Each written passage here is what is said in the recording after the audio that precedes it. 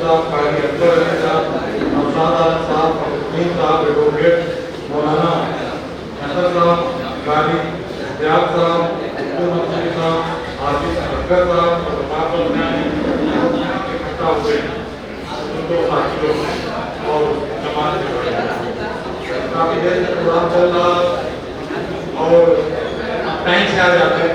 हमें अल्लाह पाक ने रोका, 11 बजे की तैयारी की, यहाँ थोड़ा लेट हो जाएगी। लगभग 35 किलोमीटर की दूरी हम ट्रेवल करने से तय की। सबसे पहले तो हम आप लोगों को मुबारकबाद देना चाहेंगे कि आप लोग इकट्ठा हुए जमात की बेहतरी के लिए, आने वाली नस्लों को, जमात के आने वाली नस्लों को किस तरीके से हक और हुकूक हासिल हो, इसके लिए आप लोग यहाँ पे इकट्ठा हो। मैं आप लोगों को मुबारकबाद देना चाहता हूँ। एक तो साहब सबसे पहले बोले, और ये जो बोले वो लगभग पूरे मुल्क में जहाँ भी जाता हूँ वहाँ 2-3 चीज़ों पे बात होती है, तादाद पे, तालीम पे, दहेज पे, इन तमाम चीज़ों को मैं भी अपनी बात में रखूंगा। तादाद पे जहाँ तक बात होती है, ये जो भी लोग आए साथियों, थोड़ा सा हम लोगों को अपनी सोच को बदलना होगा, अपने काम के तरीके को बदलना होगा और इससे हम लोगों को ऊपर आके सोचना होगा। एहसास कमतरी का हम शिकार भी हैं। कुछ लोग तो यहाँ पे ऐसे हैं जिन्होंने ये सोच लिया होगा कि हम क्यों जाएं, या जो नहीं आए उन्होंने सोचा होगा हम क्यों जाएं, हमारा क्या फायदा। कुछ जो लोग नहीं आए वो ये भी सोच लेते हैं कि हमें क्या मिलेगा, हमें क्या मिलेगा। कुछ लोग ये सोच लेते हैं कि कारी अल्ताफ भी चुनाव लड़ेंगे क्या, प्रधानी की तैयारी कर रहे हैं, जिला पंचायत की तैयारी कर रहे हैं क्या। और बड़ी तादाद में लोग ऐसे हैं जो एहसास कमतरी का शिकार हैं। इस बंधन को तोड़ना होगा। हो सकता है इतने लोग बैठे हुए किसी ना किसी गांव में ये हुआ होगा कि दुनिया भी अब सम्मेलन कर रहे हैं, अब फला जगह बिना इकट्ठा हो रहे हैं। ये एक साजिश है। ये पसमानदा की जो बात करते हैं, जो मुस्लिम लीडरशिप जिनके हाथ में है, जो मुसलमानों की बात करते हैं, साथियों ये साजिश है कि आपके अंदर एहसास कमतरी का शिकार बना देते हैं आपको, और आप उनकी बात में आ जाते हैं। इस चीज से हम लोगों को आगे निकलना होगा, हमको मुत्तहिद होना पड़ेगा। क्या जरूरत थी नबी करीम सल्लल्लाहु अलैहि वसल्लम को अपने खुतबे में ये कहने की कि मुत्तहिद हो? क्या वहां पे ईमान वालों की कमी थी, या उन्होंने मुत्तहिद होने की बात कही तो क्या उनके वक्त में दुनिया के किसी भी मुल्क में डेमोक्रेसी थी? दुनिया के किसी भी मुल्क में लोकतंत्र था या जमहूरी निजाम था? उनके वक्त में किसी भी दुनिया के किसी भी मुल्क में जमहूरी निजाम नहीं था, मगर उसके बावजूद आपने कहा मुत्तहिद हो। क्यों कहा? इसलिए कहा कि एक दिन ऐसा आएगा कि हमारे उम्मती, एक वक्त ऐसा आएगा कि पूरी दुनिया में ईमान वाले होंगे, और जो जहां मुत्तहिद होगा वो मजबूत होगा, और जहां मुत्तहिद ना होगा तो आपस में बटा होगा, वो कमजोर होगा। इसलिए साथियों मुत्तहिद होने की जरूरत है। आबादी का सवाल है। आज अल्ताफ साहब ने बुलाया, ये बहुत कम तादाद नहीं ना। अगर आप मशीनरी बन जाइए और एक आदमी अगर चलता फिरता अखबार बन जाए और 100 लोगों से चर्चा करें तो ये तादाद लाखों में मानी जाएगी। ये बहुत बड़ी तादाद है, मगर तादाद को हम लोगों को सोचना पड़ेगा कि हमसे कम तादाद वाले आज कहां खड़े हैं। जमहूरी निजाम है, तादाद पे फैसला होता है। जिन तमाम पार्टियां नारा देती हैं, हिस्सेदारी देती है तादाद पे, और जो तादाद में हमसे कम है उसकी क्या हैसियत है मैं बताना चाहूंगा आपको। इस मुल्क के अंदर जाट 2% है। आज जाट की क्या हैसियत है? प्रधानमंत्री बना चुका 2% जाट है, निशान 2% है। कंधे पे उसको उत्तर प्रदेश के मुख्यमंत्री योगी आदित्यनाथ जी निशानों के नेताओं को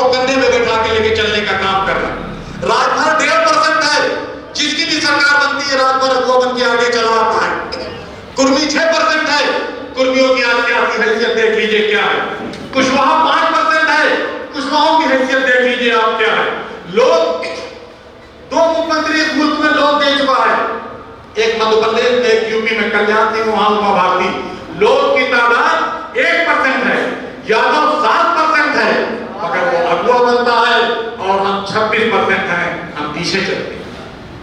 पंडित 4% है, ठाकुर 3% है, पासी 4% है, और इस मुल्क के अंदर हिंदू आबादी का सबसे बड़ा हिस्सा चमार है जो 14% है।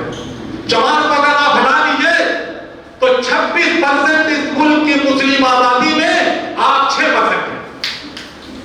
26% में आप 6% हैं, और आज आप कहां खड़े हैं? कहां खड़े हैं ये आपको सोचना। मुत्तहिद नहीं हो पा रहे हैं, बहुत ज्यादा ऊपर आके नहीं सोच पा रहे हैं, साथियों सोचना पड़ेगा। इन तमाम चीजों पे आप लोगों को सोच के जिसकी जितनी हिस्सेदारी होती है उसको, जिसकी जितनी आबादी होती है उसको उतनी हिस्सेदारी मिलती है। हैदराबाद में प्रोग्राम हुआ, आपकी तादाद की हैसियत बताना चाहूंगा। हैदराबाद में प्रोग्राम हुआ, प्रोग्राम में 2 घंटा जाना था हमको, जैसे अफ्ताब साहब ने आज कहा सिलो आ जाएंगे, हम सिलो आए 2 घंटे में 2 घंटे का वक्त था। हमने अपने साथियों से कहा कि जरा वैसी साहब को फोन मिलाओ, अगर वो टाइम देते तो उनसे मुलाकात कर ली जाए। बातचीत फोन से हुई, पूछा कहाँ हो, बताया गया फला होटल में, कहने लगे मैं बैठा हूँ आ जाए। हम लोग गए, जमात के जिम्मेदार लोग जिनकी फोटो लगी इसमें ज्यादातर लोग गए। आर्य उस्मानी साहब उस वक्त समाजवादी पार्टी में थे, तारुफ कराया उन्होंने कि मैं समाजवादी पार्टी में हूँ, मैं मिनिस्टर हूँ। हाजी रबीउल्लाह साहब ये ओवैसी, हाजी रबीउल्लाह साहब ये ओवैसी साहब की पार्टी में है, मैं बीएसपी में था उस वक्त, मैंने बीएसपी में, नौशाद साहब कांग्रेस में थे, उन्होंने कहा मैं कांग्रेस हूं। सबने अपना अपना तारुफ दिया। ओवैसी साहब बोले कि आप लोग तो सब अलग अलग पॉलिटिकल पार्टियों में हैं, मगर यहाँ सब एक साथ हैं। तो उनसे हमने कहा कि हम लोगों का ये एजेंडा है कि जमात के लोग किसी भी पॉलिटिकल पार्टी में कहीं भी रहें, किसी भी पॉलिटिकल पार्टी में कहीं भी रहें, मगर जब जमात का कोई मसला आ जाए, जमात का कोई काम आ जाए, जमात का कोई प्रोग्राम उनके हक और हुकूक की लड़ाई के लिए आ जाए तो सब मुत्तहिद हो जाए। हम लोग एक साथ चले। तो उन्होंने इत्तेफाक से सबके नाम के आगे मंजूरी था। उन्होंने कहा कि यहाँ मंजूरी बहुत थोड़े थे। चाय आ गई थी, चाय आ गई थी। वो जो चाय का तरीका होता है कि सीनी में ट्रे में, और वो कप जो जैसा नहीं होता भीड़ ज्यादा आती है नीति नेताओं के, उसी टाइप के कप में चाय आ गई। आधी तो ज्यादा चाय भी पी ली गई। उन्होंने कहा मंसूरी थोड़े से, तब उनको बताया कि पिंजारा, नद्दा, कादुकुला और नूर पासा कहा तो वैसे साहब चौक गए, कहने लगे नूर पासा मंसूरी है। मैंने कहा जी हाँ, ये सारे लोग जितने बताए मंसूरी।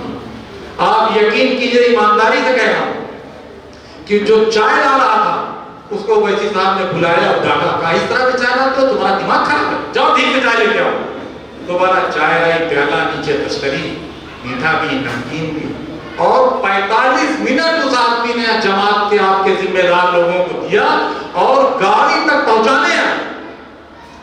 जिस वक्त उन्होंने गाड़ी पे पहुंचाया, हमारे साथ 4-5 साथी मेरे बैठे हुए थे। मैंने कहा कि सबका नाम लिया, मैंने कहा उस्मानी, रबीउल्लाह, नौशाद, ये तुम्हारी इज्जत नहीं ना। आज वैसी साहब अगर तुमको गाड़ी तक छोड़ने आए तो तुम्हारी इज्जत नहीं ना, ये तुम्हारी जमात की तादाद की, तुम्हारी मजदूरियों की इज्जत है जो आज तुमको। और गाड़ी में जब बैठे हम तो हमसे धीरे से कहा कि अगर चुनाव में जरूरत पड़ेगी तो आप हैदराबाद आइए। ये है आपकी ताकत की हैसियत। और आपको अपनी ताकत का एहसास नहीं, आपको अपनी ताकत का एहसास नहीं, ताकत का एहसास करना होगा। एक साथी ने कहा कि चुनाव लड़ना होगा, कुछ काम आपको मिशनरी तरीके से करना होगा। लड़िए चुनाव, प्रधानी लड़िए, जिला पंचायत लड़िए, विधायक लड़िए। जिस गांव में मैं जो फार्मूला बता रहा हूं उसको सुन लीजिए, समझ लीजिए, बेहतर हो तो अमल कर लीजिए। जिस गांव में टोटल आबादी के, प्रधानी के क्षेत्र की मैं मिसाल देता हूं, प्रधानी में टोटल 1200, 1400, 1000 जितने भी वोटर हों, अगर उसमें 100 मंसूरी हुए और प्रधान जी अगर 75 वोट से हार गए तो वो 75 वोट से हारे हुए प्रधान 5 साल तक आपके तेल लगाने को काम करेंगे।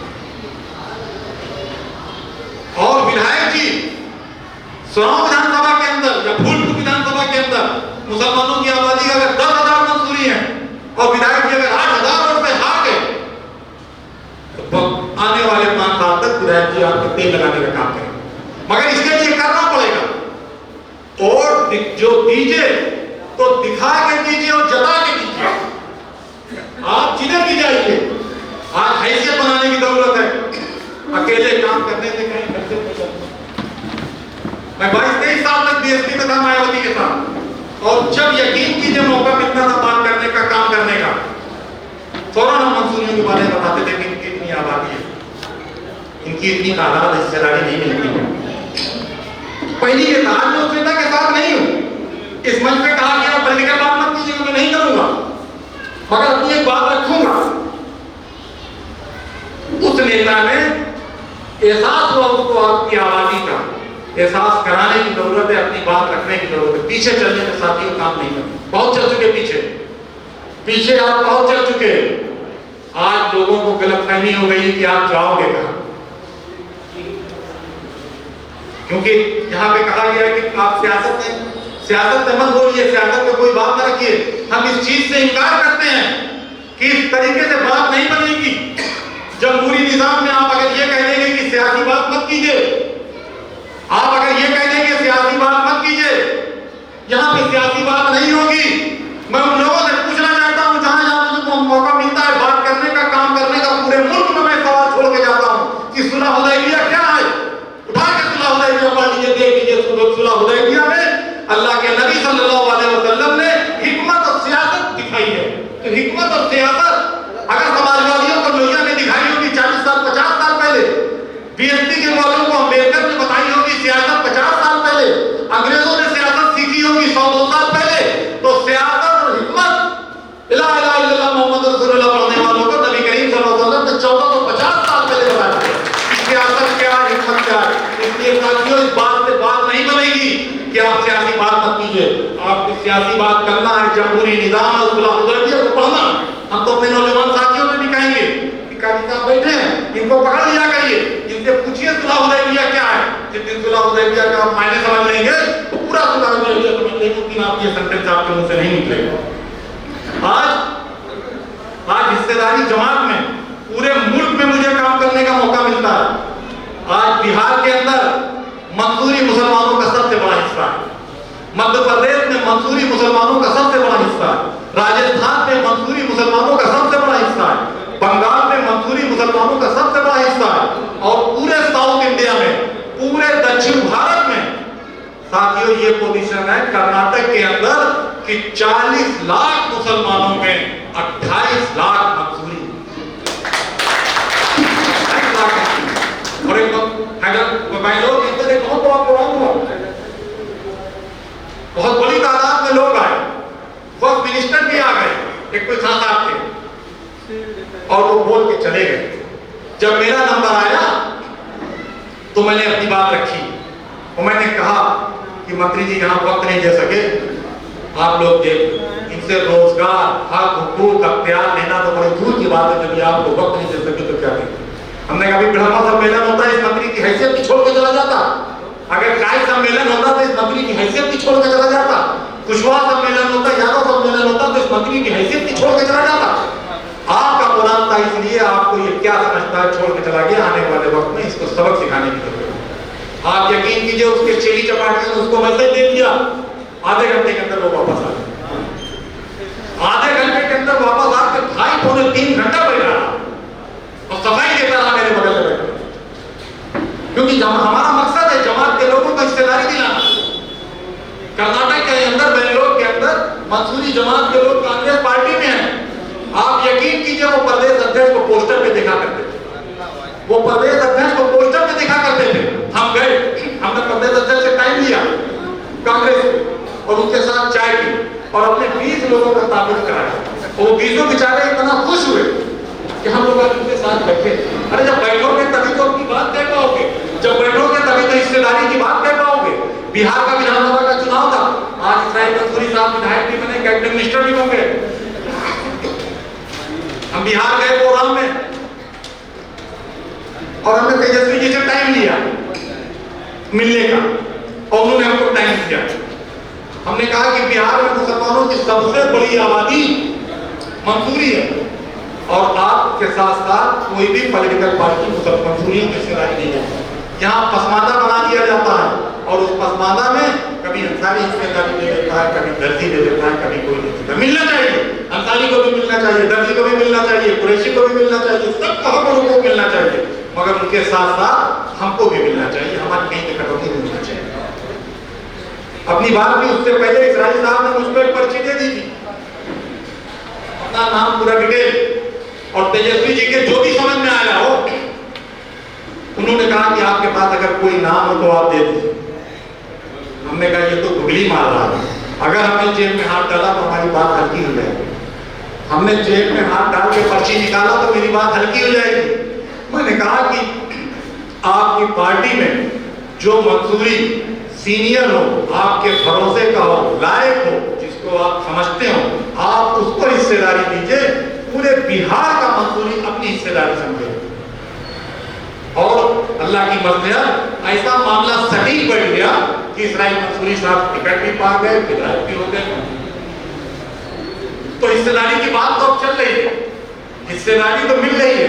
यहाँ आप लोगों को निकलना होगा।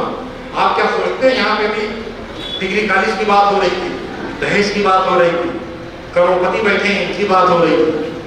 आपकी जमात का आदमी जो सबसे पीछे बैठा है और सबसे पीछे खड़ा है, उसकी हालत जानते हैं क्या? बुंदेलखंड के अंदर चले गए। हमीरपुर में एक मंसूरी बच्चा, एक गुप्ता का नर्सिंग होम उसने गया, 6 दिन गुप्ता ने इलाज किया, डॉक्टर बच्चा मर गया। उसको कह दिया कि जाओ बगल वाले कमरे में चलो, और बगल वाले कमरे में बाहर से निकल के जाओ, पीछे वाला जो था वहां जाकर इसको एडमिट करा। माँ लेके चली गई। जब माँ बाहर निकलती है उधर दरवाजा बंद और उस बच्चे को अंदर नहीं आने दिया। कहा तुम्हारा बच्चा मर गया, हम भर्ती नहीं करेंगे तेरे। उस डॉक्टर ने इनकार कर दिया भर्ती होने से, वो नहीं किया। और वो डॉक्टर गुप्ता आरएसएस का था, रोज सुबह पार्क में जाके कलेक्ट कर। हम लोग लगे मुकदमा कायम कराया उसके ऊपर। मुकदमा कायम कराना, उस लड़ाई को लड़ना कोई बड़ी चीज नहीं थी। बड़ी चीज क्या थी कि जब उस बच्चे के गांव गए हमीरपुर, अधिकारियों से मिलने के बाद, डीएम से मिले, एसपी से मिले, उसके बाद जब हमीरपुर गांव गए लड़के से मिलने, तो उस बच्चे के गांव में जब दरवाजे पास गए तो कम से कम 50-60 नौजवान बच्चे थे। जीन पहने थे, बढ़िया शर्ट पहने थे, और आप यकीन कीजिए, बाखुदा कह रहा हूं कि ऐसे कह रहे थे सलाम। कौन है इसका जिम्मेदार? इसका जिम्मेदार कौन है? हर पहलू पे काम करना है, मगर जिस जगह पे गरीबी है, लाचारी है, बेबसी है, जो बच्चे सलाम नहीं कर सकते, इनकी जिम्मेदारी बनती है। इनकी जिम्मेदारी बनती है। हम लोगों की जिम्मेदारी जो है वो हम लोग अपने फील्ड में काम कर रहे हैं, आप लोगों की जिम्मेदारी है। एक रूटीन बना लीजिए, असर और मगरिब के बीच में 2 घंटा। अरे बच्चे कम से कम नमाज तो सीख लें, सलाम सीख लें, तो इतना तो तौर तरीका बच्चे सीख लें, इनको सिखाने की जरूरत है। बहराइच में एक आलम नाम का आदमी था, हमको दूसरे लोगों ने बताया। हम लखनऊ में पार्टी कार्यालय में बैठे थे, वहां आपको बताया क्या कि फला गांव में एक लड़की के साथ किडनैप हुआ, पहले उसका फिर रेप हो गया। हम गांव गए। आप ये चीजें बताने का मतलब है कि थोड़ी देर उन लोगों की जगह पे खड़ा करिए अपने आप को, तब आपको एक एहसास होगा कि आपके पीछे जो लाचार बेबस गुलाम जैसी जिंदगी गुजार रहा है वो कितना कमजोर है। उसके बारे में कुछ ना कुछ हमको आपको करने की जरूरत है। कुछ भी नहीं कर सकते तो नमाज के बाद उसके हाथ में दुआ तो करें, दुआ हम लोगों को करनी चाहिए। हम आलम के घर गए, आलम की बच्ची की डेड बॉडी पड़ी थी, 7 साल की बेटी, और वो आदमी मुझसे कह रहा है कि अब हम इस गांव में नहीं रहेंगे, हमको कहीं ले चलिए। कोई दूसरा बाप होता तो कहता आप हमारा साथ दीजिए, मैं मुकाबला करूंगा, मैं इससे लड़ूंगा, मैं सजा करा दूंगा, बिल नहीं होने दूंगा, मैं इसको मरवा दूंगा, जो इसके समझ में आता वो बोलता। मगर वो बाप कितना कमजोर और मजबूर रहा होगा कि कह रहा डेड बॉडी नहीं दिखा रहा, बच्ची को अपनी नहीं दिखा रहा, कह रहा हमको हमारे 5 बच्चे और हैं, हमको कहीं ले चलिए। मिट्टी हुई, 2 घंटा गांव में रुके, और उसके बाद एक ऊंचा का चबूतरा था, उस चबूतरे पे हम खड़े हुए और हमने बोलना शुरू किया। हमने कहा इस मुकदमे की जिम्मेदारी और इस मुकदमे से आलम का किसी तरह का कोई वास्ता नहीं है। आलम इस मुकदमे को नहीं लड़ेगा और इस मुकदमे को हम लड़ेंगे। आलम को वहां किनार करके आए, बेदखल करके आए, ये गांव में इसके साथ कोई जुल्म जाती ना हो। और साथियों, आलम की जो बच्ची मारी गई उससे एक छोटी बच्ची 6 साल की, और समाजवादी पार्टी के बड़े बड़े नेता उसमें लगे रहे। वो रावत लड़का था, बिल नहीं होने दिया मैंने उसकी, रावत की बिल नहीं होने दिया। और समाजवादी के बड़े बड़े नीति नेता लग गए कि सुलह कर लीजिए। एक मंत्री थे, समाजवादी की सरकार थी, वो आए आके मुझसे कहने लगे कि एक लिमिट होती है लड़ाई की, आपने तो बिल्कुल बाला खींच किया, इस तरह से नहीं लड़ा जाता। बाद में छप गया नेता के लोग, अपने काम गलतफहमी में हो, यहाँ के काम नहीं होता, मेरी जमात का मामला, मेरी बच्ची में इसको सजा था।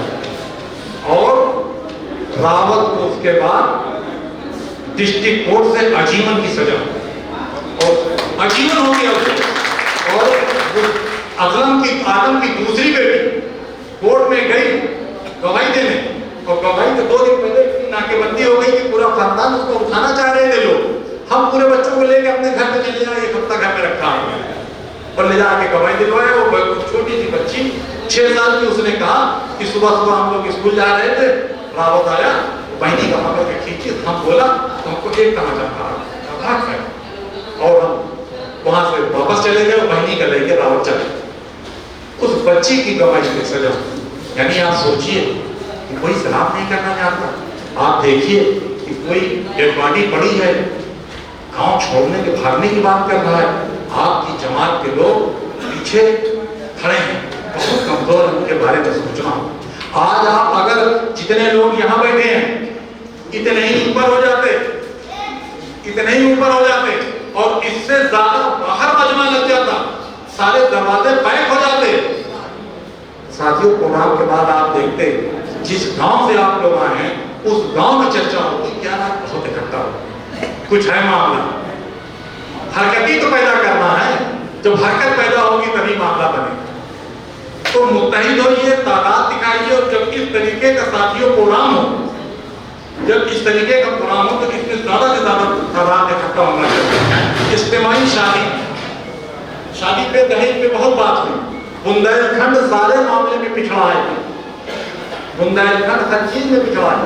मगर साथियों, जिस वक्त इज्तिमाई शादी होती है बुंदेलखंड में, सामूहिक विवाह जब होता है तो बहुत छोटा सा प्रोग्राम होता है, तो उसमें 50 लड़की लड़के होते हैं।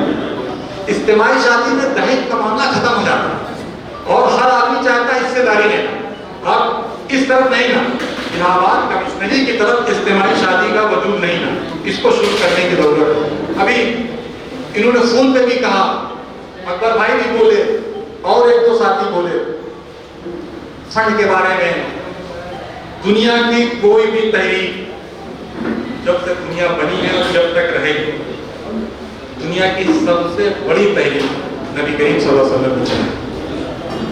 उनसे बड़ा मूवमेंट जब तक दुनिया रहेगी दूसरा कोई नहीं चला सकता। इंसान की शक्ल में दिखने वाले दुनिया के सबसे बड़े इंसान की शक्ल में दिखते थे। इंसान थे, ये नहीं मालूम, दिखते थे इंसान की शक्ल में। पाकिस्तानी कव्वाल ने कहा है ना, कौन बशर है अल्लाह ही जाने। अजीज मियां ने कहा था पाकिस्तानी, कौन बशर है अल्लाह ही जाने। दिखते थे इंसान, मगर जब दुनिया का सबसे बड़ा मूवमेंट चलाया तो उनको भी माल की जरूरत पड़ी, और तमाम साहबियों ने हजरत अबू बकर सिद्दीक और हजरत उमर का 2 का माल देख लिया, मगर साहबियों से माल नहीं। आज सवाल उठता है कि माल देने के साथ साथ हाथ भी देने वाला देखता है कि हाथ कितना साफ।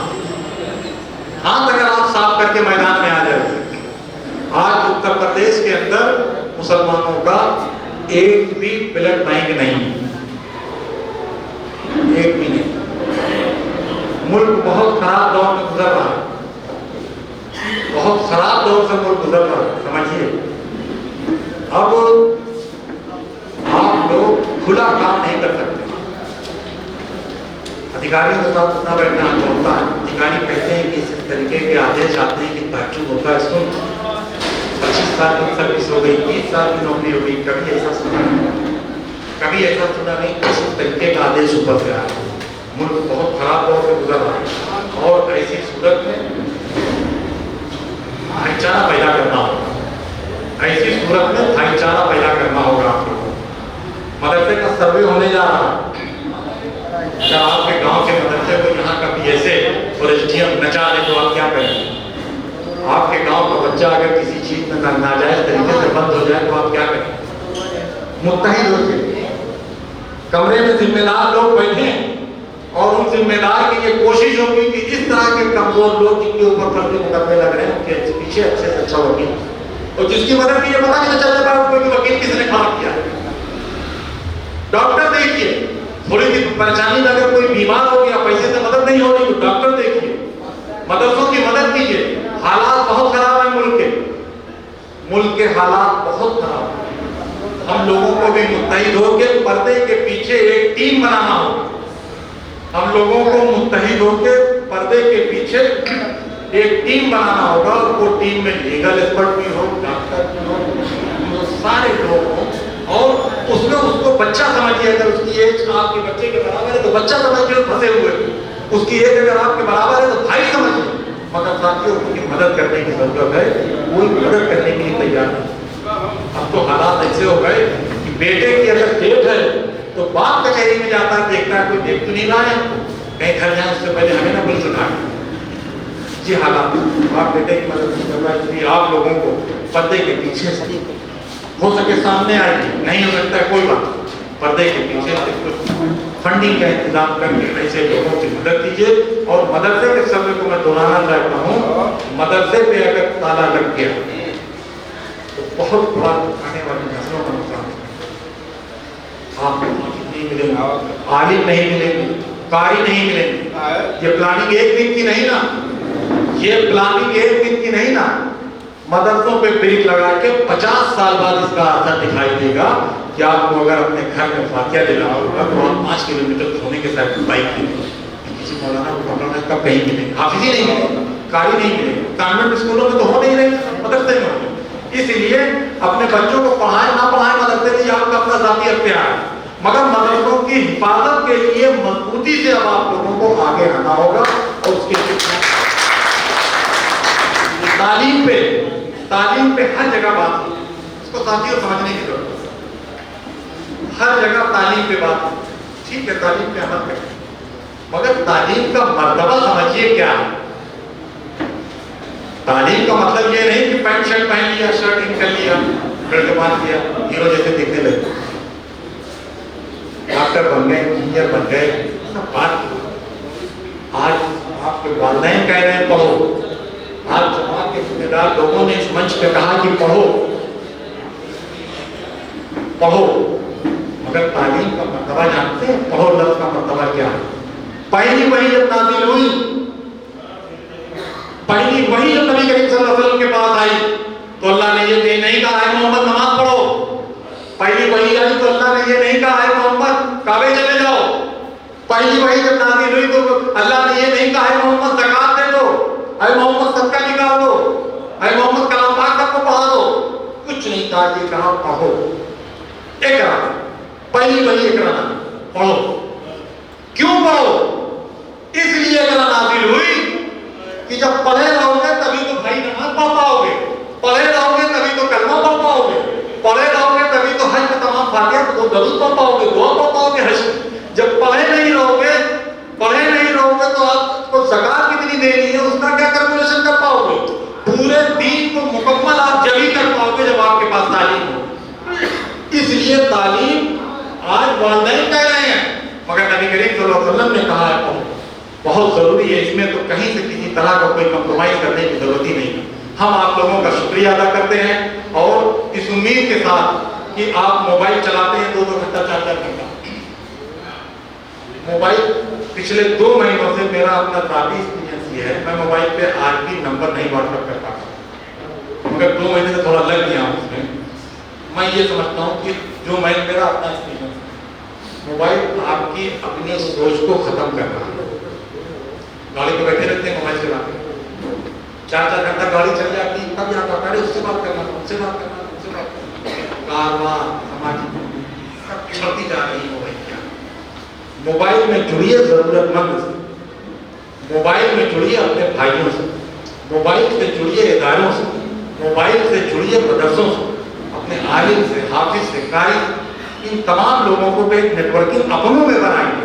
छोड़ दीजिए दुनियादारी, मोबाइल से क्या होगा। इसलिए साथियों, मुत्तहिद होकर हम लोगों को काम करने की जरूरत है। और ये मीटिंग मैं मुबारकबाद देता हूँ कि मीटिंग कामयाब, ये मीटिंग कामयाब। आज आप एहसास कमतरी का शिकार होते हैं। एहसास कमतरी अगर हम लोग शिकार हैं तो दुनिया कहा जाता से नवाजा जाता है, इसलिए हम थोड़ा सा पीछे आ जाते हैं। इसका जिम्मेदार अजहरुद्दीन भी है, इसका जिम्मेदार मुफ्ती सईद की बेटी है महबूबा, मुफ्ती सईद भी मंसूरी हैं, अजहरुद्दीन भी मंसूरी हैं। टीपू सुल्तान को हम लोग अपना बाप मानते हैं कि हम टीपू सुल्तान की औलाद है। टीपू सुल्तान का सीरा मैंने जाकर वहां मालूम किया है। और यकीन कीजिए, जिस वक्त हम बेंगलोर से हम मैसूर गए थे, 160 किलोमीटर दूर उनकी दरगाह है। उनकी मज़ार शरीफ पे जब गए तो 8 से 8.5 9 घंटा लगा वहां तक पहुंचे। पूरा पूरा गांव पिंजारों का, दादुपुला का, मंसूरियों का पूरा पूरा गांव। पूछा हमने वहां के बुजुर्गों से कि इसकी हिस्ट्री क्या है। अक्सर मजबूरी कहता है ना टीपू सुल्तान के वंशज से, जबकि टीपू सुल्तान तो हैदर अली के बेटे थे, मां उनकी निजाम खानदान से थी, तो मंसूरी कहां से आ गया उस घर में। भाई राजाओं का घर नवाब बादशाहों को सही रहता है। एक कनीज ऐसी थी जो टीपू सुल्तान की मां से ज्यादा टीपू सुल्तान को दुख पिलाती, और वो कनीज मंसूरी।